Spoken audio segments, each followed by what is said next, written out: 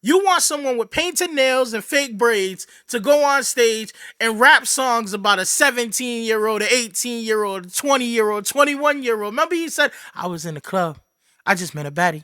She only 21. Yeah, that's what I get it now. You just don't want nothing that means nothing. You want someone to go up there and make you dance and wave your hand. Yeah, I get it. Young black man, just be who you are. Young black man, you were meant to be a star. Young black man, keep yourself away from violence. Neighborhood, back at you with another video. You already know how we coming, and I just need to give a round. That's gonna sound crazy in the mic, but a round of applause to Kendrick the fucking Lamar, man. He did, yo. R.I.P. Drizzy, man. This is the last time I'm gonna say this, cause after this, Kendrick, all due respect, bro, just leave him. It's over, bro. Like, let that nigga paint his nails and braid his hair and wear weird shirts and, bro, it's over. You did it. You proved your point, bro. Just leave him alone, please. Leave him alone. Leave him alone. Like, I cannot believe that Kendrick did that to Drake yesterday. Blew my mind. Genuinely. Like, it was a master class in just not giving a fuck.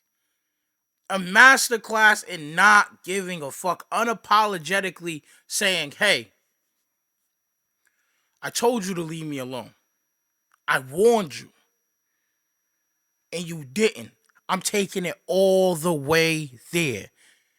And I just gotta give Kendrick Lamar just a round of applause. That was an amazing show last night. We're not really here to talk about Drake, though. We aren't really here to talk about Drake, because anything that comes from Kendrick Lamar, PG Lang, and that whole camp, it comes with a message, and it does not come with a subtle one. It does not come with a message everybody's going to understand. That's why you see the divide on the internet. You got all of the Drake fans linking up with all of the MAGA fans to say this was a horrible, horrible halftime show. But then you have real rap fans, real hip-hop fans, real fans of music and artistic integrity linking up with black culture to say, whoo, this was bigger than anything we thought it was going to be. And I sat down, I was writing notes as it was going on, and I had wrote a few notes, and by the time his performance finished, I had scrolled on Twitter and it was up. I already knew the think pieces was coming, and there's a lot of people who do it better than me, so I figured, why not just go to the people who do it better than me? And that Kendrick Lamar symbolism, from Uncle Sam to the black men nodding their head, agreeing in everything that America oh my God, this is, to the Drake fans, if any of you think this was solely just about Drake, you are sadly mistaken, man. Kendrick Lamar is an artist. He's an artist, man, and this is what he does. Lamar's halftime performance went all the way over some people's heads. But what if I were to tell you that was the whole point? Judging by Twitter, the American people need to work on their ability to recognize symbolism. Samuel L. Jackson introduced Kendrick Lamar dressed up as Uncle Sam. Now, this is tough because his name's Sam and he's older, so Uncle Sam, Unc Sam. But also, the term Uncle Sam is a metaphor for the American government and the American people. So that's who he's representing. Keep that in mind. After Kendrick performed Squabble Up, the camera pans over to Uncle Sam, and he's visibly angry. He tells Kendrick, screaming, to tighten up, and that's because Squabble Up is a song derived from violence and rooted in West Coast culture, which is not the music that the American people want to hear. Symbolism. A few songs later, Kendrick brings SZA out, plays the mega hits, Luther, All the Stars. Uncle Sam says something to the effect of, here we go, that's more like it, this is what the people want to hear. Remember, Uncle Sam represents the American people, and if you were watching the halftime show, then it was clear. The crowd reacted more to those songs. That is not a coincidence. Rather, it was done by design. It was the entire point. So if you're one of those people on Twitter talking about that show was ass, my question to you would be, how does it feel to be made fun of on national TV and have no idea what's going on? So my biggest thing, and I was already having these discussions on the internet, as far as people wanting this to seem like this is technically a part of it is putting Drake in his casket once and for all. A larger part of it is the message to America that Kendrick Lamar is not the artist that's going to fold under pressure. Now, what I do want to do is I want to preference this with saying we should, as people, not be putting all of our eggs into the Kendrick Lamar basket. He is just a mere mortal. This is the thing I hate. A lot of these disingenuous arguments that's being had on the internet about Kendrick not being for black culture, him trying to tell a message but not represent the message, that the fact that he even put himself on the Super Bowl stage means he's not for the people. What? What are you talking about? First off, this man is an artist first. Oh, this man is black first, then an artist. I don't get how you say him sitting on the Super Bowl stage means he's not for the culture. If you have the opportunity to spread a message on one of the biggest stages in the world, you don't do that?